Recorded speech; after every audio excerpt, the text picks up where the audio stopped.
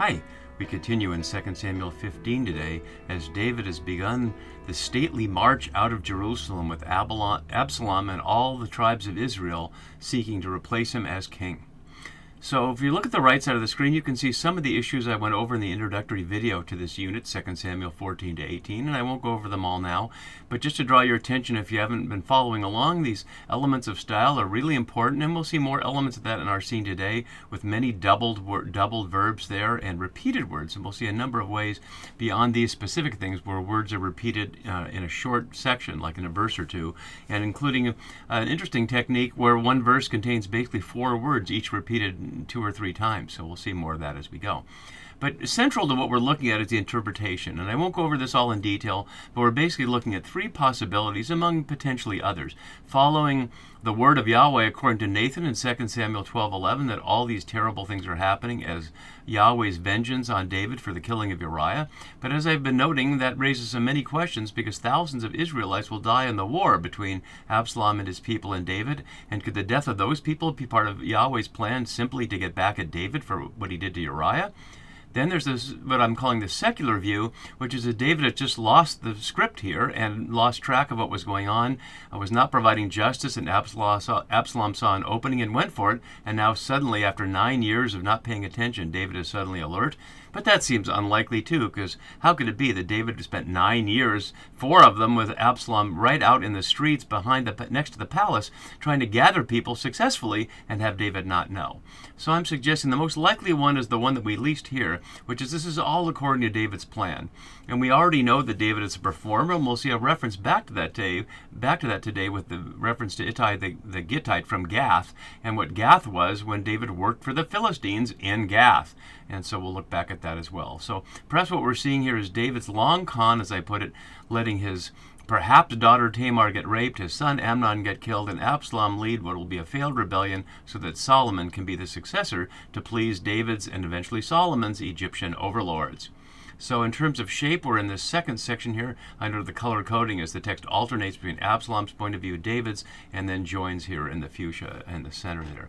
And we've also been looking at this shape that we're in here, this chiastic shape here, starting with what we looked at last time in verse 13 with someone going to David and ending with another indirect speech to David. We're in this section here, right in this, and we'll divide the center part into 2 pieces, even though I think this is the center of the chiasm with 4 references to being passed through. The first sentence here really is continuing what we saw there, and the second sentence introduces new characters, Abiathar and Zadok, carrying the ark. So that's really part of a new scene. So we'll just look at this piece today. And I want to highlight the narrative context here because we're seeing Ittai the Gittite coming out of nowhere, but we had seen just before that all the 600 Gittites, men who had gone by foot with him from Gath. And we can ask, wouldn't the people from Gath be Gathites? And there are a couple of references to that, but what we're going to look at in a minute are all the references to Gath in 1 and 2 Samuel, and perhaps that'll give us a clue for why David's doing what he's doing and why this scene is here, with no small irony, as we'll see. We're also unfolding the range of characters that are appearing, and in the first section, of course, we saw Absalom and Ahithophel, the traitor from David's side who goes over to Absalom's side, and now we're seeing this litany of people today and in the following videos that are on David's side, noting that they are never stated as Judah or as a nation, but as simply individual peoples who, especially as we'll see today, are described as personally loyal to David.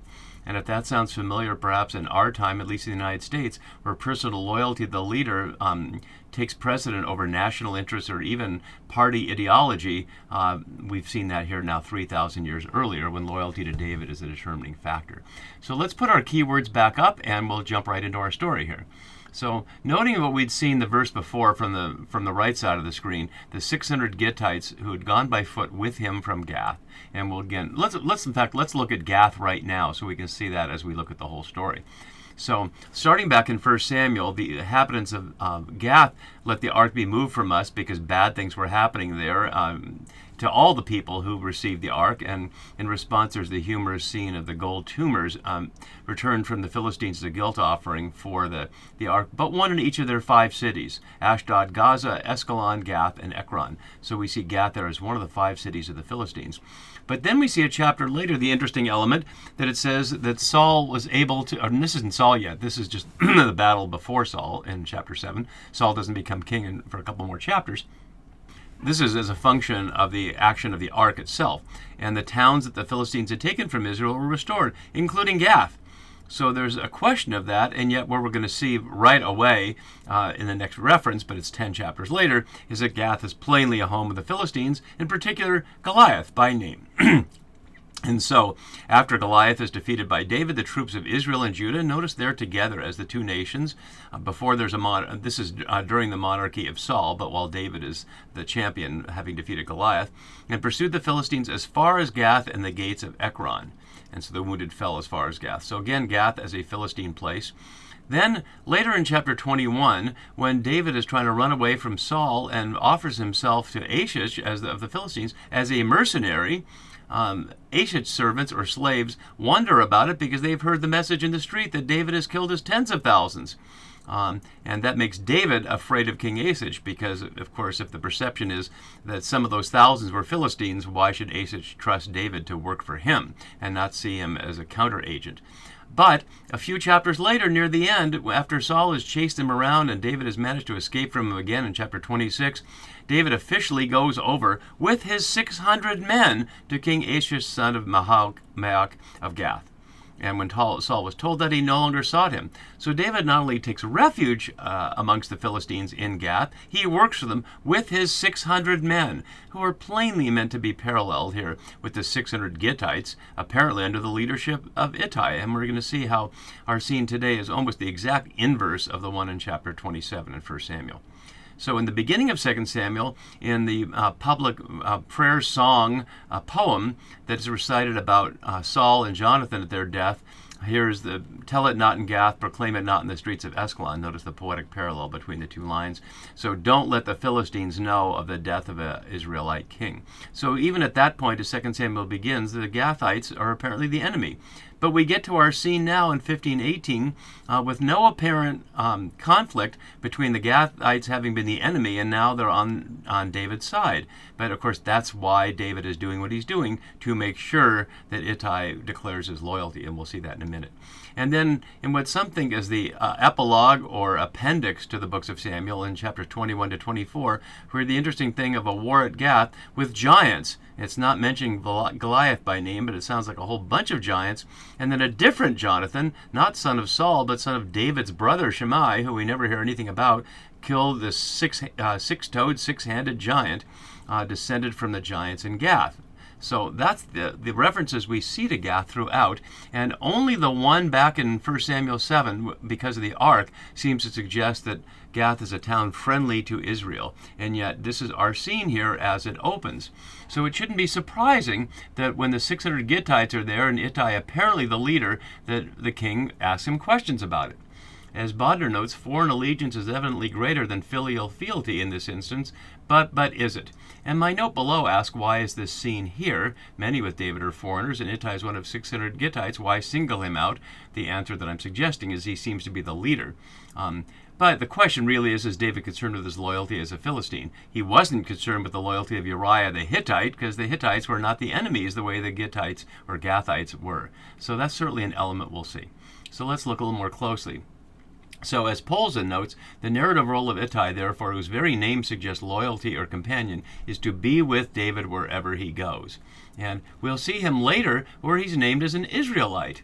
So is that a sense of conversion? In chapter 23, that's the appendix, and it's often inconsistent with other elements, but we'll get there when we get there. So he's described here as the Gittite, a positive association connecting with Obed-Edom, where the ark went and was satisfied until bad things happened later. And as Landy notes, it could mean Gathite, which would connect Ittai and his people to David throughout. And I'm suggesting that just being Gath, the mention of Gittites from Gath, followed him from Gath, is enough to convey that point. So we ask this question, why are you coming with us? And we'll look closely at some of the translations as we do. As Landy notes, Atahayu is 3 times in the verse, as if to insist on Ittai's foreignness, his not being at home, as well as his real presence. Let's look at those details. Are you coming with us? Itanu, with the wordplay, of course, on Ittai there. And go back and stay with the king, and in these verses really misses a repeated word that we see a number of times here. So the Hebrew verb for go, bo, is used all these times in here, throughout. We see it many times. It's not always translated as go, but we saw it up there, and this is a newer version of this chart of the keywords in 2 Samuel 15. If you've been following my videos, you know it's often the case. By the time I get to the end of the chapter, I've changed things even further. So you probably shouldn't download these until the video at the end of the chapter. But here we are, not quite at the end of the chapter, and I've highlighted all the go elements here. So that's not surprising in a scene that's about leaving Jerusalem and this migration all the way out of the land of promise, beyond Jerusalem itself. So we can read it that way. Why are you also coming with us? Go back and stay with the king, we see there, and stay literally to settle or sit with the king. But since David's the king, and the king said, what is that suggesting? Falkelman suggests below, this choice of words represents the perspective of the Philistine mercenary and betrays the fact that David has strongly empathized with Ittai's position, which is to say that Absalom, is Absalom the king from that perspective, or is David? We'll see Ittai's response that only David is really the king in his mind.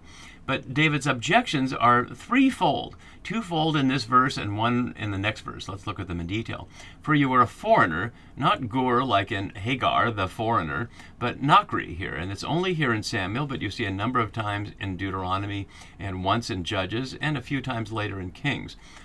He's a foreigner, but that doesn't distinguish him from the other foreigners that we see in this long list. And there are many of them, including the Cherethites and Pelethites, who are the mercenaries just in the previous verse.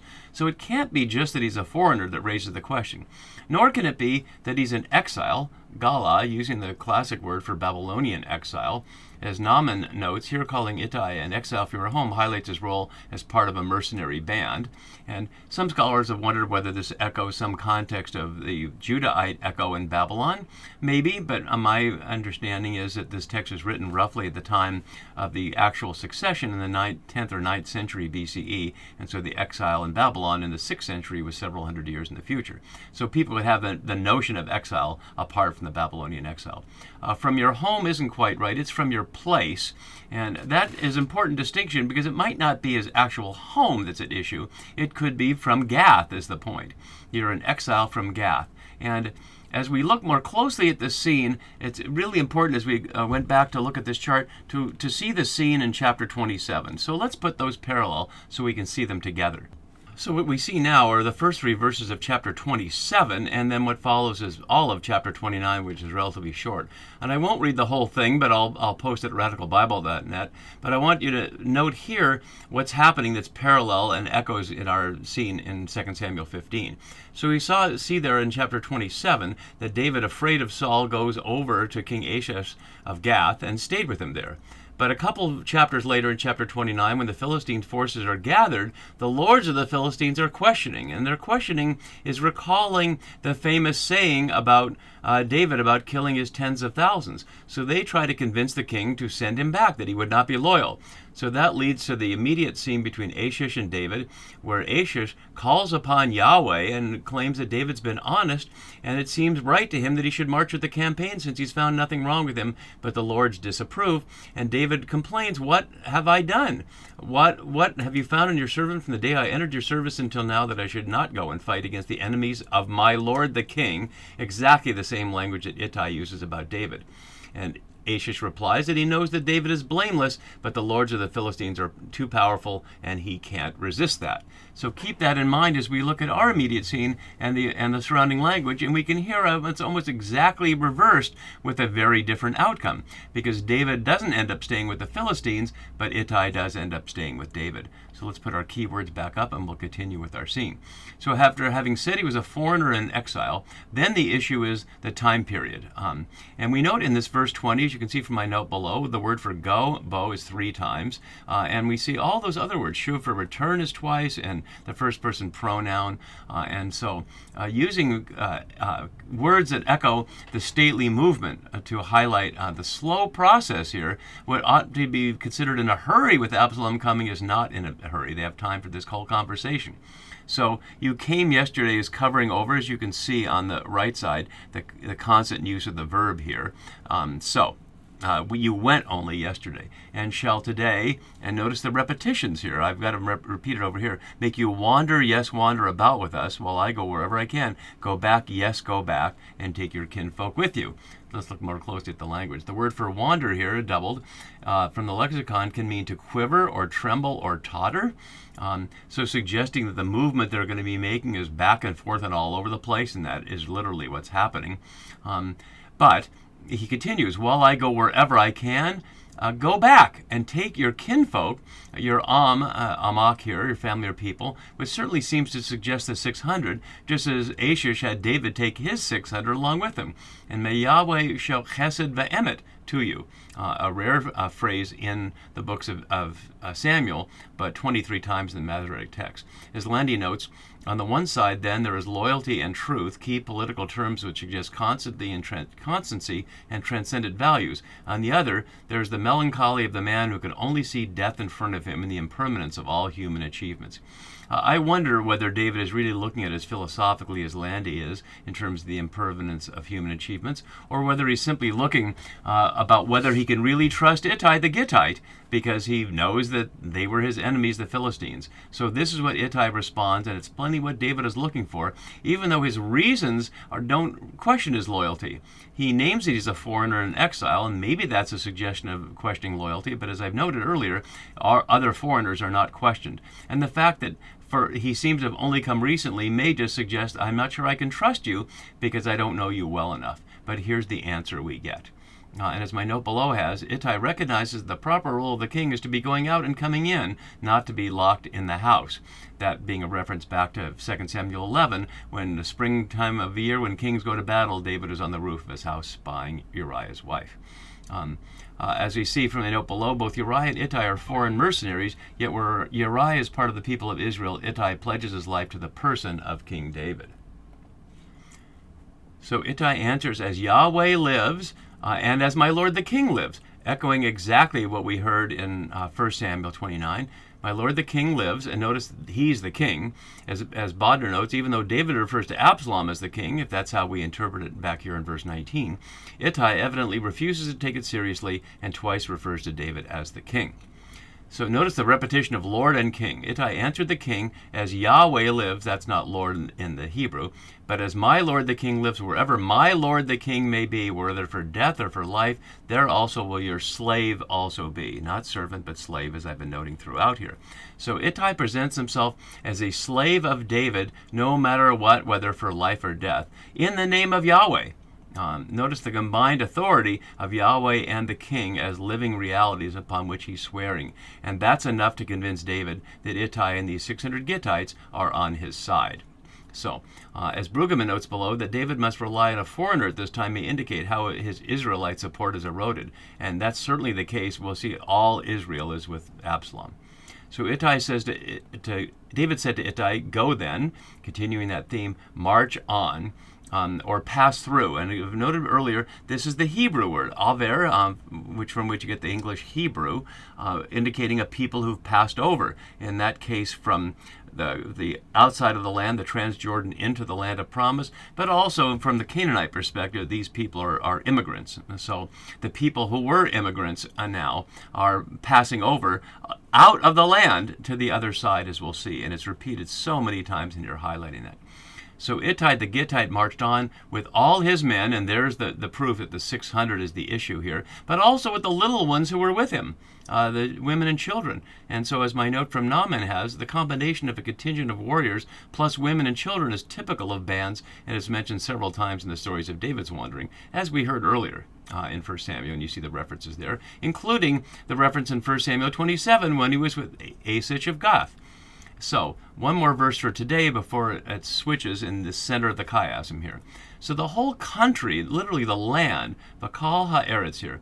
Are we to imagine the land literally weeping, or is that referring to the people who aren't part of the procession, That could be, and that would certainly be fitting of the exilic context later, where the Babylonians led the elite on the road back to Babylon, but the farmers and local people were left there in the land. So whether we think of it as literally the land weeping or the people who are left, either way there's great weeping. And that brings up the various weepings we've seen in 1st and 2nd Samuel. We're not looking at the anger part right now. Only one more, and that is the fitting David for Absalom. Whether that's sincere or not, we'll have to decide at the time. But we saw David weep for Abner at the beginning of this book, and is that sincere or not? Certainly David weeping for the child with Bathsheba, and that seems to be sincere. David's sons for their brother or half-brother Amnon, and that might just be because they're afraid if he could die, we could die, and we don't know. And now the whole people or the whole land wept aloud here. As all the people passed by, the king crossed the Wadi Kidron, first mentioned here in the Masoretic text, and you can see the image of it here from the perspective of going down, and we'll see that next in 1 Kings in the time of Solomon. It's, of course, maybe familiar with in the New Testament from John's Gospel, where Jesus leaves the Last Supper in the Mount of Olives and crosses the Kidron Valley, echoing a psalm, "And the day you cross the Kidron Valley, you shall die," which is echoing this scene here. And all the people moved on toward the wilderness. So when we look at the map here and we see that Gath was over here, and they've left Jerusalem going this way. So Ittai and all the Gittites have gone this far with him, and now they're going this far, and they're going to end up way over here before the battle is finally over. So we'll continue next time when the priests carrying the ark join David for the continuing procession. See you then for that. Bye-bye.